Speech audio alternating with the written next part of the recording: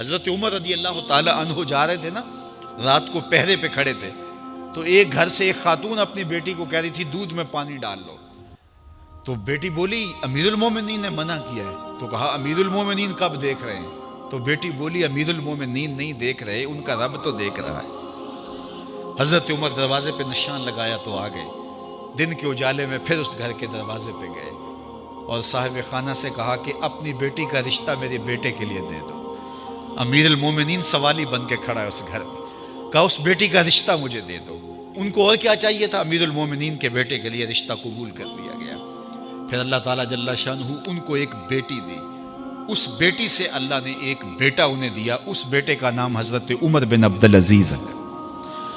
تو جب مائیں اللہ سے ڈرنے والی ہوں، تنہائی میں ڈرنے والی ہوں، تو پھر اولادیں ایسی ہوتی ہیں۔ اپنی اولادوں کی تربیت کرو، جب بچے چھوٹے ہی ہوں تو ان کے تصور میں یہ بات اچھی طرح سے راسخ کر دو کہ اللہ دیکھ رہا ہے۔ پھر وہ کبھی رشوت نہیں لیں گے کہ اللہ دیکھ رہا ہے، اور وہ کبھی خیانت نہیں کریں گے کہ اللہ دیکھ رہا ہے، وہ کبھی ملک کے راز کو نہیں بیچیں گے کہ اللہ دیکھ رہا ہے، وہ جو ہے وہ بد نگاہی نہیں کریں گے کہ اللہ دیکھ رہا ہے۔ جہاں کوئی کیمرہ نہیں پہنچتا، جہاں سیکورٹی نہیں پہنچتی، جہاں کوئی ایجنسی نہیں پہنچتی، وہاں یہ عقیدہ پہنچتا ہے کہ میرا اللہ مجھے دیکھ رہا ہے۔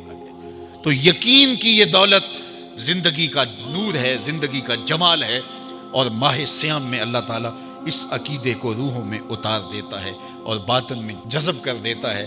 تو اس کو اپنے اندر اچھی طرح سے ہم اتار کر کے اپنی زندگی میں چراغاں کر سکتے ہیں اور اندھیرے دور کر سکتے ہیں۔ یہ تیقن کہ میرا اللہ مجھے دیکھ رہا ہے، میں اپنے رب کی نگاہوں میں ہوں۔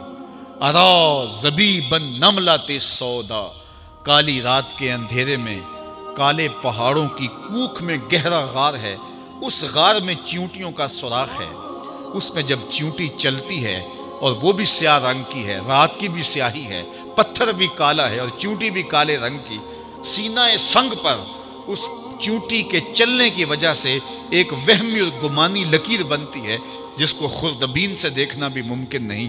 تمہارا رب اس کو یوں دیکھتا ہے جس طرح دیوار چین کو دیکھتا ہے۔ تو کیا ذہن اور دماغ کی سکرین پہ آنے والے خیالات سے وہ غافل ہو سکتا ہے؟ کیا وسوسوں سے وہ غافل ہو سکتا ہے؟ تو آئیے اس یقین اور اس تیقن میں جینے کا گر سیکھیے۔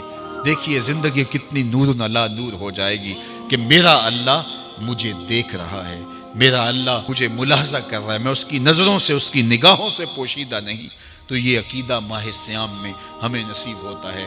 اور اگر ہم نے ماہ سیام کے دامن سے یہ سب کچھ نہیں سیکھا اور پورا مہینہ بھوک کاٹی، پیاس کاٹی اور مہینہ گزار دیا، اور عید کے دن وہیں کھڑے تھے جو ہم 29 شعبان کو جہاں کھڑے تھے، تو پھر ہم نے رمضان کی برکت کیا پائی؟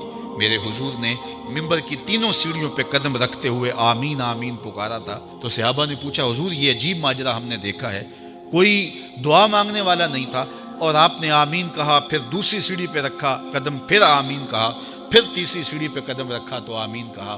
فرمایا میں نے پہلی سیڑھی پہ قدم رکھا تو جبریل حاضر ہوئے اور انہوں نے کہا اس شخص کی ناک خاک آلود ہو جس نے ماہ سیام رمضان المبارک کو پایا اور اپنی بخشش نہ کروا سکا۔ تو میں نے اس پہ آمین کہا کہ ماہ سیام ملے، رحمتوں کی برکھا برستی ہو، جنت کے 8 دروازے کھلے ہو، جہنم کے در بند کر دیے گئے ہوں، ایک نفل کا ثواب فرض کے برابر ہو، فرض کا ثواب 70 فرضوں کے برابر ہو، رحمتوں کی برکھا ہو اور بندہ اپنی بخشش بھی نہ کرا سکے، تو کہا اس شخص کی ناک خاک آلود ہو، تو حضور نے اس پہ آمین کہا۔